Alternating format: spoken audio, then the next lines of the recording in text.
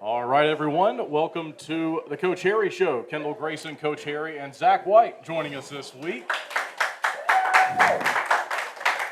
Wow. He said, Coach Harry, now one thing, and all of a sudden Zach White and everybody's clapping. I think we got to maybe have a little chat here. I guess so. I see where I am in the pecking order. I feel like I'm at home, for God's sakes. Well, you might be. Thanks, everyone, for coming out tonight. Thanks to Little Italy for having us. First show of the year here. We've had two previous, but first time back at Little Italy. So thanks to them for having us again this season. We'll be here essentially every third Tuesday. Of course, the Coach Harry Show every Tuesday. There's two exceptions, and they'll both be here later in the year. So when the schedule's on the website and you're looking at it, there's a couple of Monday nights that will be here at Little Italy later in the season. But it just happens twice. Otherwise, it's all Tuesdays. So, Coach, we've been talking about training camp here in the last couple of shows, and I know that that's certainly the hot topic. But I think a lot of fans were able to come out and watch us practice last week, which was great with the fair being in town. I guess you haven't had that happen before with previous years. So, for you and why do you jump in as well here? What was that like to have some fans from the fair come out and watch you guys practice? Well, I think first of all, I think the fans enjoyed it from the standpoint that they didn't have to go to Greensboro, so I don't think they've ever really had training camp here. So to have to drive over there, the first couple of years I was here, we did actually have a few fans come over there, but it's hard to drive over there, especially in the morning or whatever. And we always had to practice in the morning. We couldn't practice in the afternoon over there. So I think it's just been a great situation for us. Little different atmosphere going. We skated one day in the morning, one time we skated twice. Some guys didn't skate the second day. No, yeah, I gave some of the older guys a day off on the second one there. So whatever that was. Maintenance day. Sure, whatever. But no, I just think it's been it's been really interesting to see how it runs, and I from my standpoint, I think it's been really good, especially this year where we've talked about our being in transition here, and we've got coach has to make some decisions here coming up. So the more I can see these guys play, the better. I don't know how the players enjoy it, but I guess really training camp is really not for the players to be enjoying. It's the coach to have a look. So what do you think? Yeah, I mean, camp is always hard. Doesn't matter where you are. So I'm used to having some fans at practice. When I was in Iowa, we practiced at a mall. So okay. Then I would get Chick-fil-A after. Chick-fil-A. Go to Bed Bath & Beyond and then just go over there. It's a nice little Saturday. Yeah, no, it's usually, it's during the week most of the time, but right.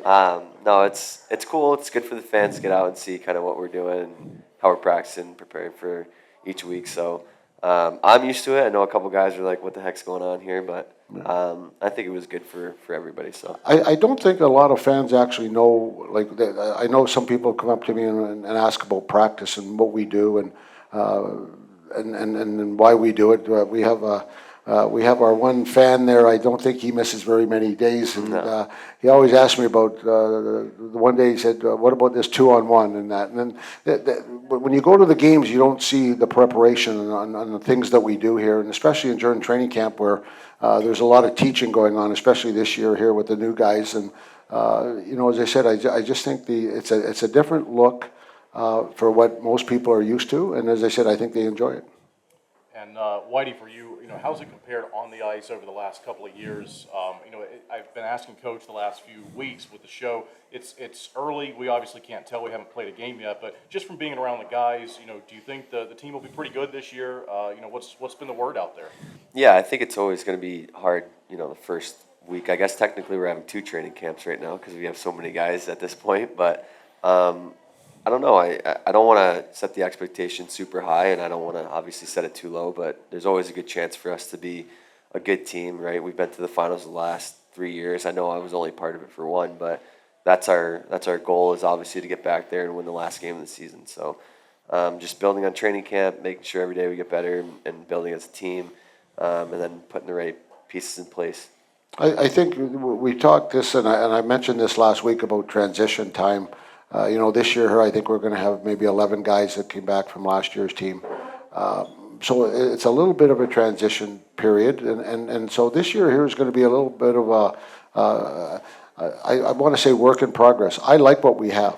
and don't get me wrong, but, until you start playing games and that and seeing actually what's going to happen. But I know our nucleus, and I'm very fortunate, we talked about this many times also, that the nucleus that I have, the leaders that I have, I think we're going to be in great shape. It's just a matter of putting it together now. And as I said, and the one thing I like about the young guys, they're energetic. They've worked really hard.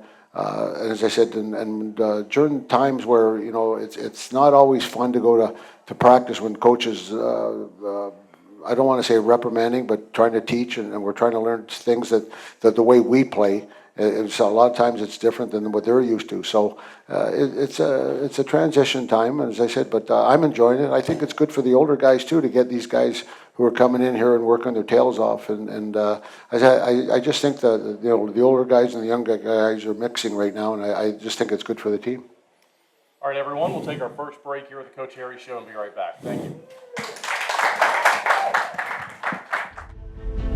Gwinn Services has been serving North Carolina for over 50 years, ensuring the safety and comfort of our customers' homes.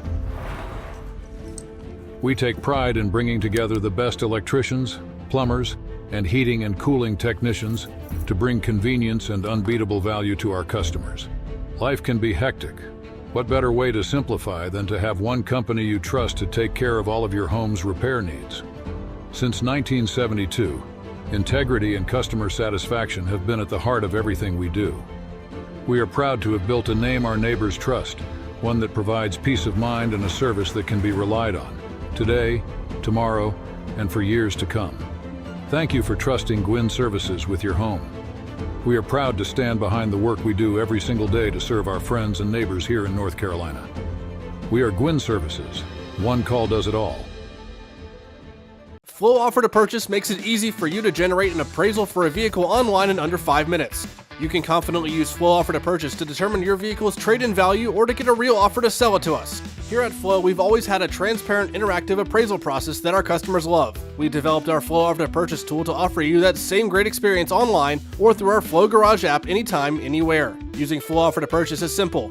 Either enter your license plate number or VIN, and the system will pull up basic information about your vehicle. Some vehicles have options or extras that need to be selected in order to pull an accurate value.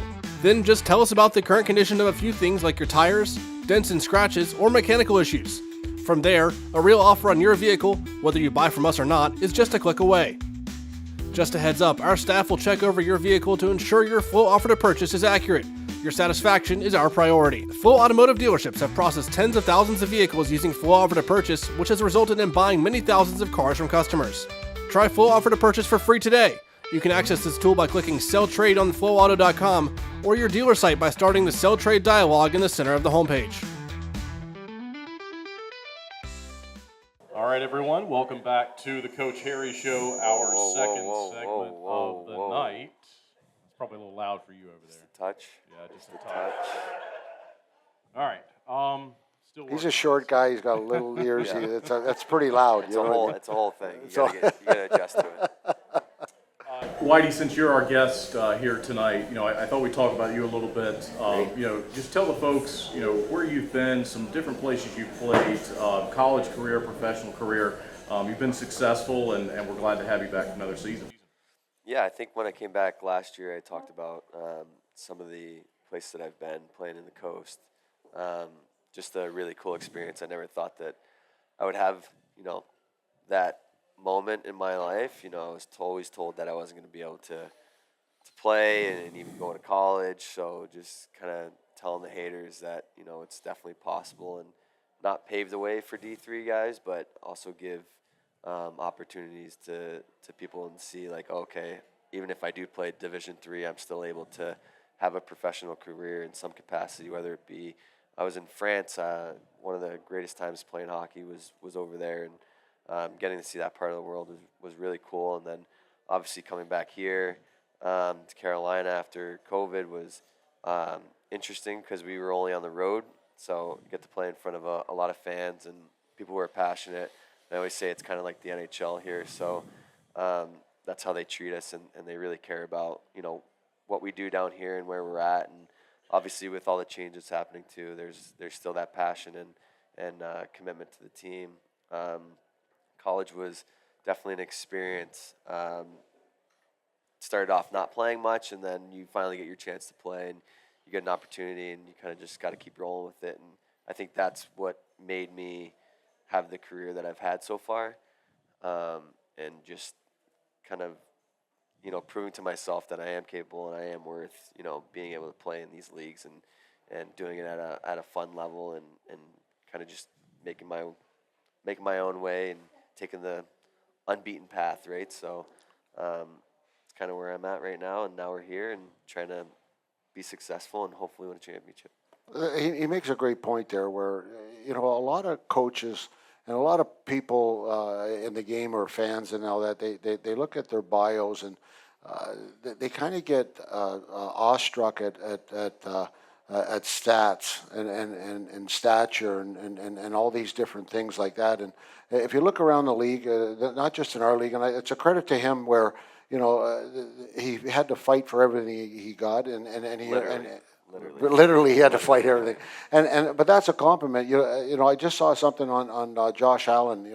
Probably right now the best quarterback in the NFL, and he couldn't get a D1 scholarship at the start, and so those stories are there's more of those stories than the Sidney Crosbys or the Alex Ovechkins or those guys that are the high priced guys or the guys that walk in, and there's more stories like that and the people who earn it, I think they really respect and have a feel for what they've earned, and when you earn something, I always say if you've earned it, it's a lot more special than it is if someone gives you something. And as I said, it's a compliment to him and just all players in any sport or anything like that or any business.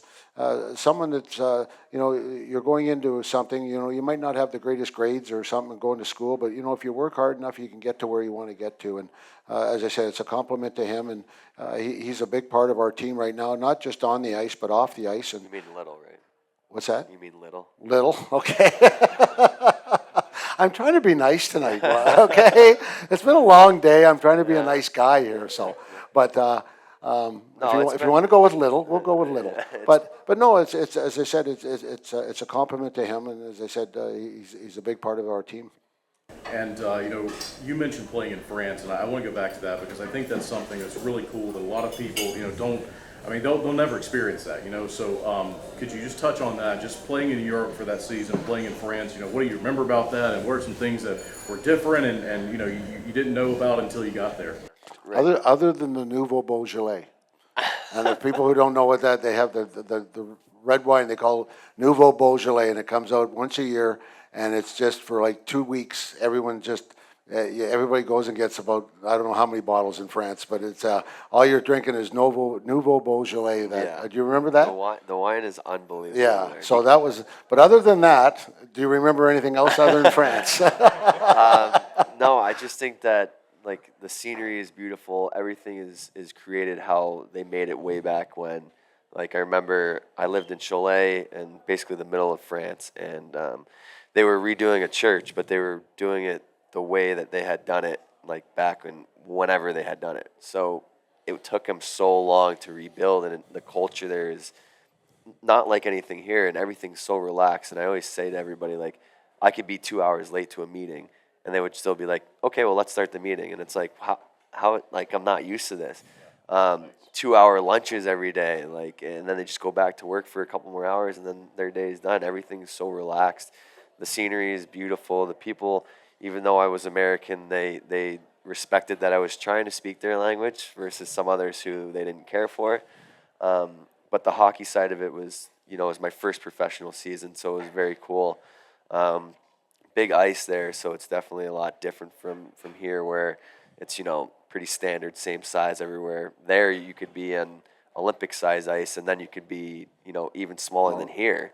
Like I remember playing in Nice, and it was like, I felt like I was at a Massachusetts high school rink. Like it was crazy. And then you go to, I don't know, Sergi, and it's got these massive stands and a big ice arena, and it's like, how do you play on this? And you learn a lot, and you start to feel the difference in the hockey, and it was awesome. I really enjoyed it a lot. We've talked about this before here. Like I was in Finland for 2 years, and then I was in France for 3. And he's right.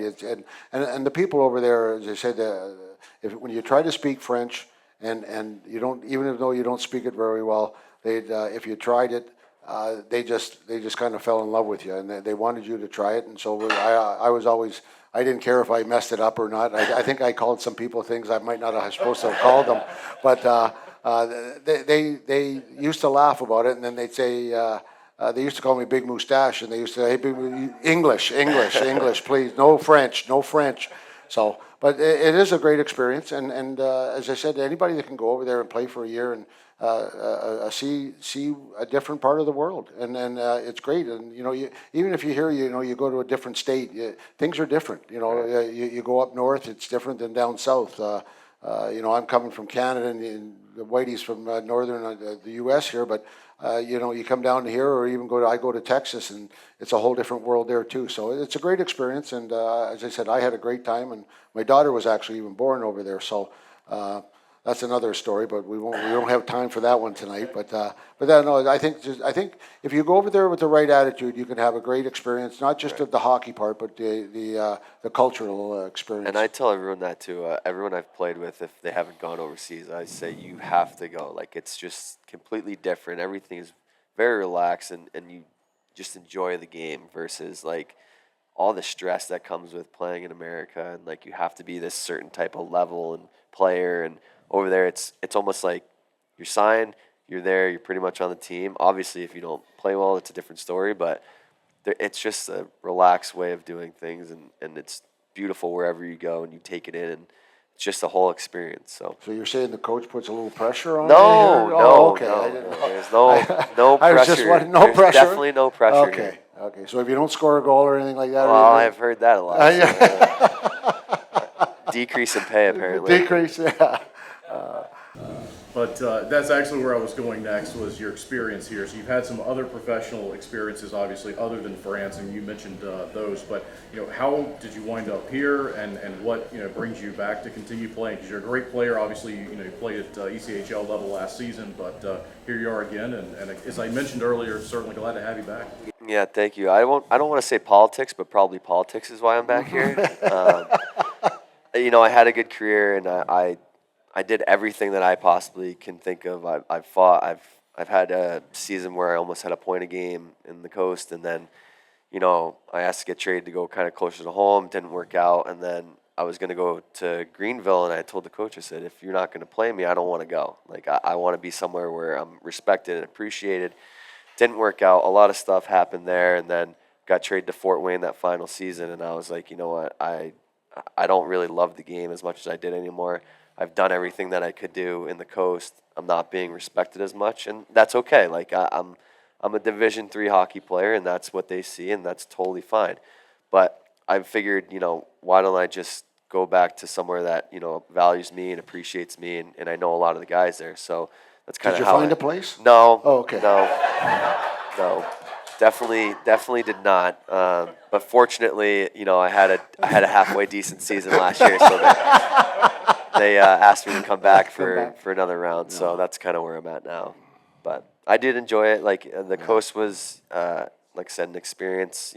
Being in a video game is something I never thought that I would be able to do. And just all my friends playing, they're like, oh, I'm trying to score at you now, or we're going to the Kelly Cup or whatever. And I'm like, this is really cool. I don't have to make myself anymore in a game. All right, go ahead. It's not. Well, it's just nice to and he's winding down. He's still got lots of time to go, but it's still a game, and people don't realize that it's a game, and it doesn't matter how much money you're making or what level you're playing at. It's still a game, and you got to love where you're playing, and you got to enjoy it. Right.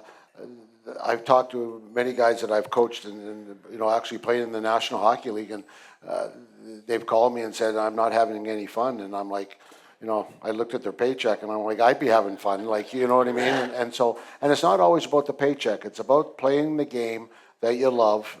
You played since you're maybe 5, 6 years old, and you love it, and you want to enjoy the experience. And if it's not a great experience, then a lot of times you have to move somewhere else. And as I said, we're fortunate that he came here and to help us. Right, like I was going from 22 minutes a night to 10, and they want me to score goals and playing for 10 minutes, and that's, it's not easy. It's only like 2-3 shifts a period, maybe, and then it just goes downhill from there.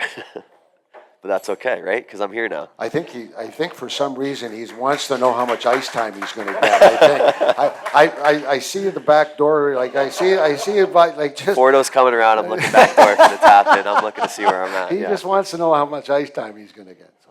All right, well, as we did last week, we'll take another break. We're going to come back and answer some fan questions, and then we'll close the show. Thanks again.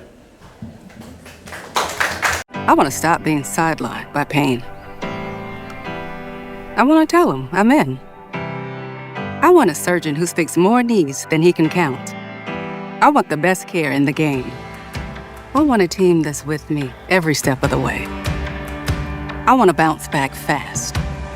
I want to show them my best is yet to come. For the best orthopedic care, you want Novant. Novant Health. Best surgeons, amazing nurses, remarkable care. Maple Chase Golf and Country Club offers the best in recreational amenities in the Triad.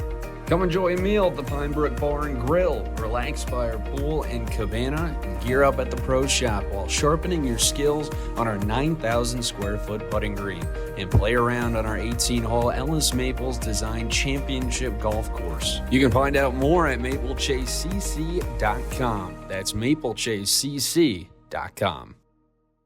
All right, welcome back to the Coach Harry Show here at Little Italy. Kendall Grayson, Coach Harry, and Zach White with you for tonight's show. We're working on the fan questions, but we're going to go ahead first and talk about training camp, the end of it, and then what we're going to get into, which is the opening weekend of the season for us. There were some games in the league last weekend, and we talked about that going into last weekend, Coach. But PD, the opponent this weekend, did play last weekend, and you said you were going to get an opportunity to take a look at them, and maybe we can start with them and give a preview of what you saw. Well, I got to watch some of the games on Friday. I watched a little bit of that game there. They played Columbus, and it's what I kind of expected. Both teams are played very well. Actually, I don't think anybody scored until the third period. They're late in the second period, so.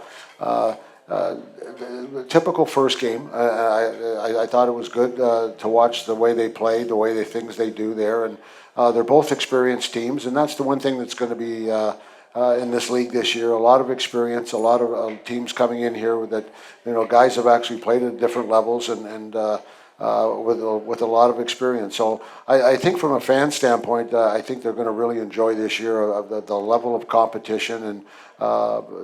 As I said, from what I saw on Friday and then Saturday, things kind of opened up. I think things started to relax a little bit, and as I said, it's going to be one of those leagues this year where I think if you know how to play away from the puck, I think you're going to be in pretty good position because I think everyone's going to be wanting to run and gun and play that type of style. And the one thing that we scored a lot of goals last year, but the thing that made us a very good hockey team is how we played away from the puck. And I'm going to have to rely on, especially the guys up front. We're a little inexperienced on the back as we start. And it's not that I don't like them. It's just a matter of they're not as experienced as I think as we've had in the past. So it's going to be the guys up front who are going to have to show them the way and how to play away from the puck. That's got to be scary for you, huh? Watching you do that, yeah. But no, I think that if we know how to play and we do a good job of doing that this year, I think we're going to have a successful year. And as I said, I really like what we got going here right now. As I said, it's not your typical team that I've had here for 2 years. It's going to be a little different, but nothing's going to change on the hard work, the way we're playing and the way we want to play as a group. And as I said, it's just there's going to be different unfamiliar faces to the crowd, but I think they're going to enjoy them. As I said, the energy they bring is great, and we're just going to have to work as a team. And so I'm really looking forward to this year on as I said. Coaching a little different with the players, and because as I said, with the different players that we have, so it should be a fun year. Are we gonna start calling you Herb Brooks now? Or? Herbie. You're gonna make us do more suicides out there? No. So I don't want to blow the whistle that much.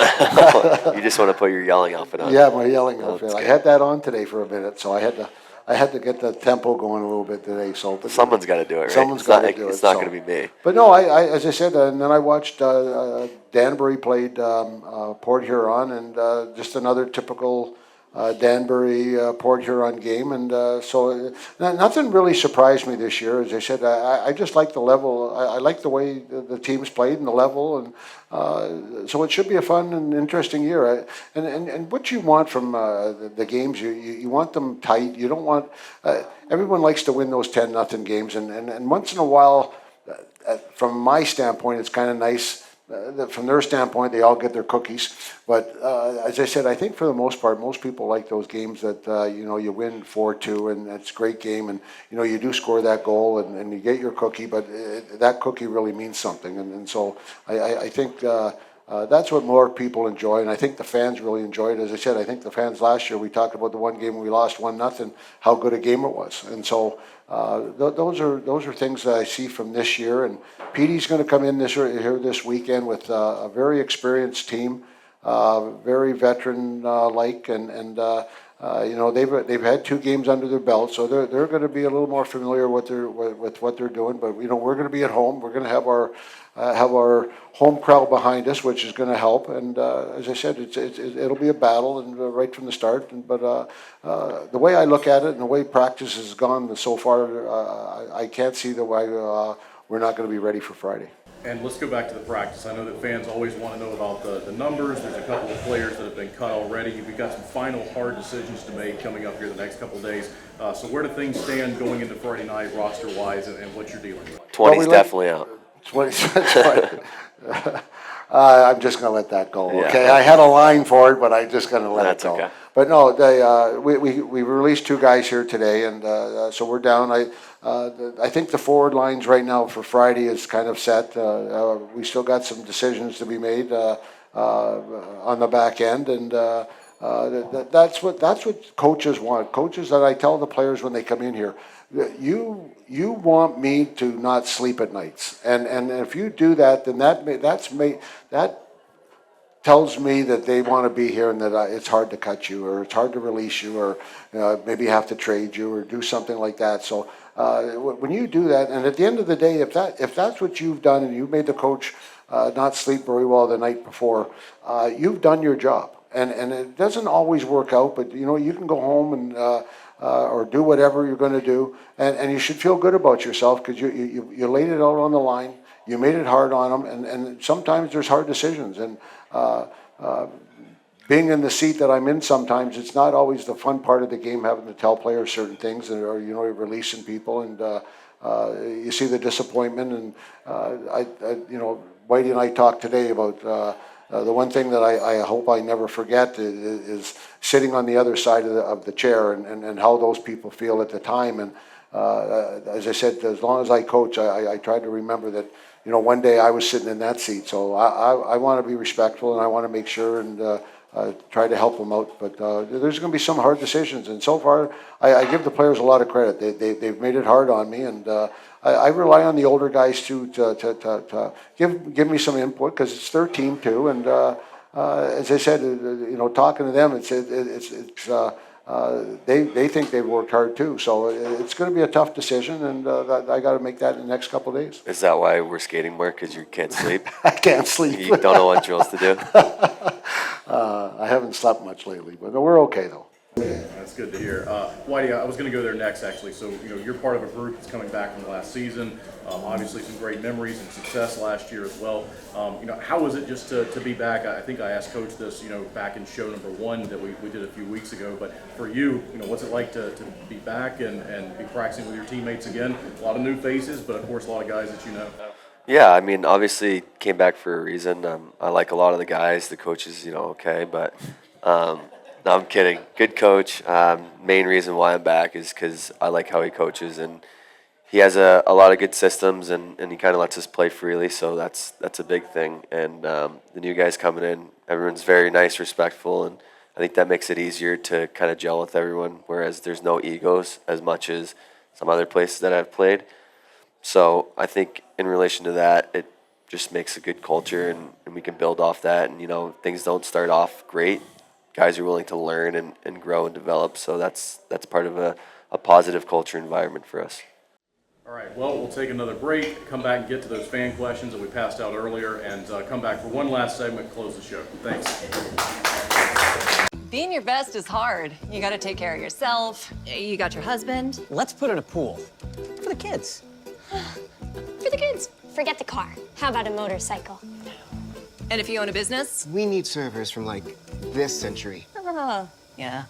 At a Legacy Federal Credit Union, we're committed to helping you be your best you. Whether it's with an unbeatable car loan rate, home equity line of credit, or small business help. Who's the best? Visit alegacy.org for our best rates. I never thought this would happen. When disaster takes control of your life, we got you. Get it back with a single call to the team that shows up fast to make things right. Serve Pro, like it never even happened. All right, everyone, welcome back to the Coach Harry Show. Kendall Grayson, Coach Harry, and Zach White with you. We're taking questions from fans. We did this last week at Dave & Buster's. Happy to do it again here at Little Italy this week. And Zach, I was going to ask you this question earlier, so someone out there is doing a better job than I am. But how much of the French do you remember? Can you speak? Can you chirp in French? How did that go when you were over there? Petit peu français, so not too much. But there's some things that you do remember, and some things that you probably shouldn't say. But there is a couple of things, and I have a French family that I talk to still, and I'd love to go out and see them when I'm done playing, and they want me to come back out there. So it'd be nice to touch up on my Duolingo, but we'll see how much I can retain from back then. Not too much right now, but I do enjoy the language. I think it's very beautiful. That's one of those things that I learned this because even when I was in Finland, you learn some of the language, and usually it's always, hello and those kind of things. And then once you start talking, you have to translate it back into English and then try to say it back in French. And when you start doing that, then that's when you get in trouble. So I'm about 6 years later. Yeah, you're about 6. So that's when as soon as you start, you're sitting there, they'll say something to you, and then you're like, and you're in your head, and you're like this, and then they know right away, like, they've stumped you after bonjour and ça va. The light bulb definitely broke. The light bulb burns very quickly. Coach, I know this is something that's a big topic with the fans, and something from around the league last weekend that we were following. But any insight on the suspensions that happened? You mentioned the Danbury and Port Huron series. Anything you'd like to say about that and what you saw? I think we had a meeting with all the coaches and the referees a couple weeks ago when I first got here, and the new NHL, when I say new NHL rules, they've just basically adapted all the NHL rules, and we got away from some of the ones we have. But I think what they're trying to do is, and like the one guy got 5 games, and another guy's couple got 2 games, and there's nothing wrong with a fight. That's still part of the game, and I hope that they never take it out. And I know some people aren't fans of it or whatever, but as I said, it's the one sport that polices itself. And I hope it's never taken out. But whenever you do go over the line and you do certain stuff, then you should be penalized. And I agree with the league, and especially early on in the season. Yeah, and this is one topic that we're going to have with the team here is if you do something early on like this, you're going to be the example. And so if they don't do it harsh at the start, then it could just get out of hand. And I'm all for the suspensions of what they did, and we're here to play hockey.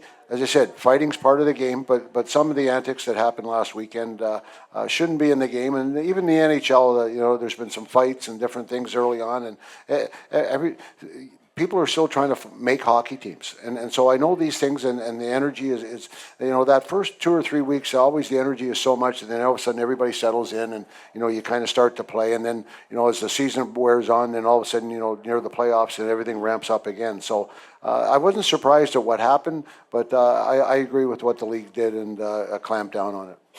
You ever been suspended for anything in this league or otherwise? I don't think so. I think I've been in question, but no suspensions that I could recall. I got ejected last year for the first time as a coach, and I think it might have been one of my calmer nights at times. Like, and it was kind of funny. I was like, geez, I should have done something more, I thought, you know what I mean? So, but, yeah, that was the first time I got, I didn't get suspended, but I got ejected, so I was, thank God it was only a couple seconds left, but all fun. While we're on the topic of things going around the league, we've got a question here about the status and just differences of players, how they're listed on the site, rookie, veterans, pro. Care to explain a little bit of that? The rookie league, you can play, because we play 56 games, so if you haven't played 56 games or the 57th game yet, you're still considered as a rookie. That's still a hot topic for some players, because a couple guys the year before played, I think they played 52 or 53, and now they're still considered a rookie, and so they got a shot at, and they're pretty good players, and so now they're all of a sudden they can play. Try and get the Rookie of the Year the next year. So there's topics about that, but that's if that's our biggest problem, I think we're okay. And then the next one is a pro, and I think that goes to 200 games or something. Yeah, we have so many guys. Yeah, so many things. I'm not sure the actual number. And then after that, it's a vet. And like last year, I think we had I think all 3 Czechs were vets. And I think the only guy right now that would be is Boots. I think Boots turned into a vet this year, and he's getting at that age. I'm going to start calling him the vet now because he's at that age, and so it's. But yeah, that's what that status is on those things. And next we'll have some questions, I think, for Whitey here. So someone wants to know about playing hockey. What's your favorite part about it and why? Just like enjoying, interactions with the fans. I know a lot of people see me like flip pucks to a lot of fans. I probably owe the team a lot of money, but I mean, that's just part of the game for us. So, try to play rock, paper, scissors with them, or, broken stick that we're never going to use again. Just those are the things that I enjoy about playing hockey, and something that I've been passionate about, giving back to the younger kids and just doing my part to make sure that, everybody's having fun, at the game, win or lose, whatever it is. So, to me, like, that is more important than anything else. Obviously, trying to win is very important, but when it comes to the grand scheme of playing hockey in general, I want everybody to have the best experience they can, at least where I am. So, it's still a game, but it's an entertainment, and you kind of have to, hopefully the game itself.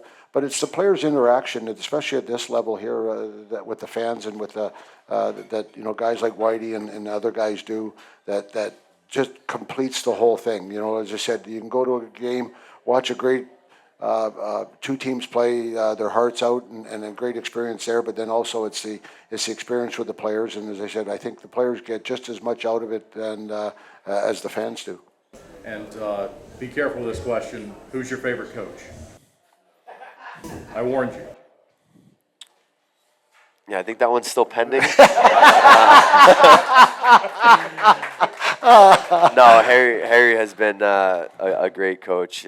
He lets me play and kind of do my own thing, and he gives me the constructive criticism when I need it, which I do look for at all times when I play. So I'd rather have a coach. We just talked about this today. I'd rather have a coach on me than not talking to me, because then I know that, one, he cares about my play and me as a person, versus not talking to me and then I'm kind of clueless about what's going on. So I think what you can take away from coaches, and I think about all the coaches that I had or coaches I've worked with on that, and you take a lot of, like everyone says about, geez, he was a great coach or this, and a lot of times you take you can learn from a guy who's maybe not the best coach, and so the things that he did, and you can learn from that, and from a good coach too. So I think you can take a little bit from maybe each one and see what they do and maybe didn't work, and then what some guys did and did work. So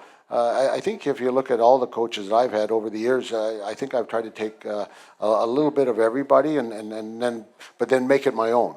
You know what I mean? And so you still got to bring out your own personality. And I'm maybe on the easygoing side in certain things, but then, like a day like today, it's all of a sudden the heart got racing a little bit, and the volume went up, and I had my yelling clothes on. So, but those things happen. But as I said, you got to take everything that you take from other coaches, but then you got to make it yourself and then you make it your own. So that's what makes a good coach at the end of the day, right? Like, I've had a bunch of coaches in my career, and Some of them try to change when they go from assistant coach to head coach, and it doesn't work. Like, someone was a great assistant coach, how they did everything, and then they go to being a head coach, and they change their whole entire system and style. And then you see the production on the ice because of it. Instead of just sticking to what you're good at, sticking to how you know how to coach and stop trying to be everyone else. Not saying that everyone does that, but there's clearly a reason why there's something different here between the team. So I credit to him and taking everybody else and making it his own. So. And I know we spoke about your time in France. There's a question from the back corner back there about the restaurant next to your apartment in Iowa City, and what was your favorite concrete mixer there? Yeah, apparently it's Culver's. We like Culver's. They sponsor us. We like them. It's good. And the Oreo. Different Culver's. The concrete mixer would be Oreo, probably. It's very good. Probably get one tonight. And then, so I think this goes along with the Iowa City question, but what video game were you on? Would that have been NHL 24, 23? I think it's from 23. No, I don't know. I think it was 23. Second year in Iowa, and then to last year. So about 3 years or so. It's been a long time since I played video games, but I might have to start. Are you gonna look? You can't buy the new ones. You gotta buy the old ones. You gotta buy the old ones? Okay. Can you imagine me sitting there watching the video? That'd be something else. I wouldn't know how to turn it on. This is an interesting question. I've heard players answer this over the years. I feel like it can really vary, but it's almost always a lot younger than you would expect. So how old were you when you first learned how to skate? That would be 2 years old. So I started skating when I was 2. My brother started before me, so I kind of fell in that footsteps. Our grandfather wanted us to play, so 2 years old is when I started, and then apparently I was hooked. There we go. We'll move on here. I know we talked about the Ice Cats, and they're coming in this weekend, but also a specific question about the players on the roster, how many you're able to have. And we had mentioned this, I think, in the show last week, but that rule, I think, may have changed over the years. And where do we stand right now? How many rostered players you can have for this season? Well, right now, we can during the season we're going to be able to carry 20, and then if you want the third goal, you can have a third goalie, and he would be 21. For the first month, we can have 22 if we want.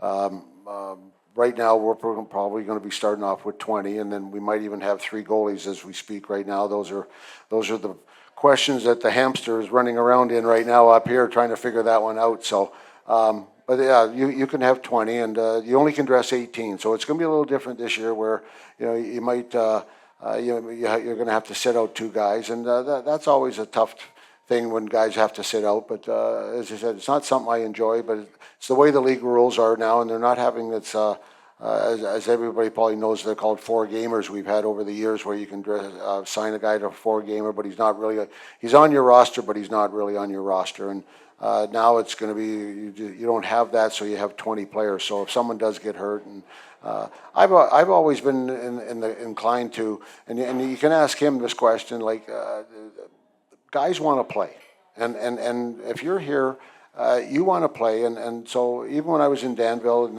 even last year, my first year here, I think we could have 19 at the time, and I had 18, and nobody had to sit out, and I have always learned that you get a little bump one night, and it's a little sore, but it's not that bad.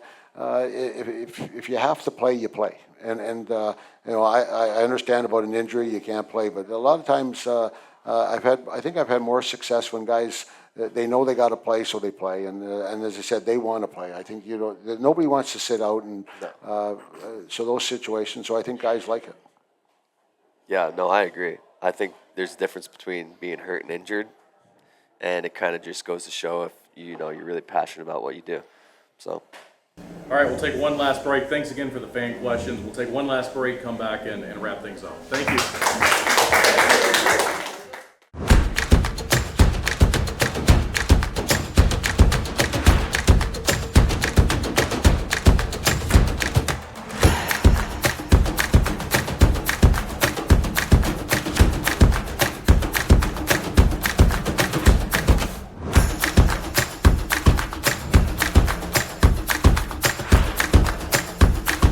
Finish strong.